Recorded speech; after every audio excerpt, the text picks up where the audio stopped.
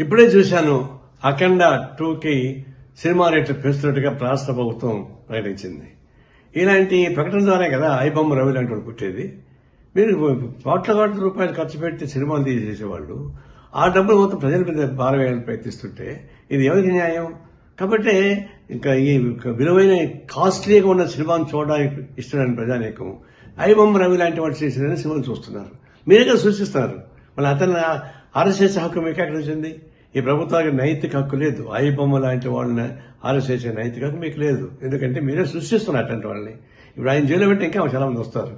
ఇలాంటి సినిమాలని రేట్లు పెంచి దివాళాపూరితంగా సంపన్న వర్గాలు ఒడిగిన చేస్తూ సామాన్య ప్రజానికాన్ని జోగులు కొట్టేసేటువంటి తిరుక్షోభం చేసేటువంటి అయిపోతున్నారు. ఇంకా రాబోతున్న సినిమాలు 6-7 సినిమాలు రాబోతున్నాయి.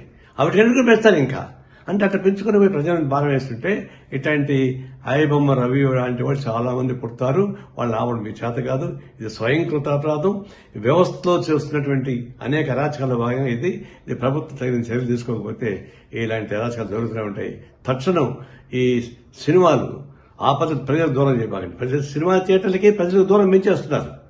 సినిమా థియేటర్లో 100 రోజులు 50 రోజులు ఆడుతూ ఉంటే జనం చూస్తారు సామాన్య ప్రజానికి. మీరు 3 రోజులు మొత్తం డబ్బులు వాడుకున్న తర్వాత అది ఎవరు చూస్తారు? అంటే సినిమా థియేటర్లకి ప్రజానీకానికి దూరం చేస్తున్నారు. కళామతలకి ప్రజలకు దూరం చేస్తున్నారు. ఇది అత్యంత ప్రమాదకరమైన ధోరణి. ఇలాంటి విలాసవంతమైన సినిమాలు తీసి వాళ్ళు నష్టం అవుతున్న భయంతో ప్రజల మీద భారం వేస్తే ఇది ప్రజలు ఊరికే ప్రసక్తి లేదు. మేము తీవ్రంగా ఖండిస్తున్నాం.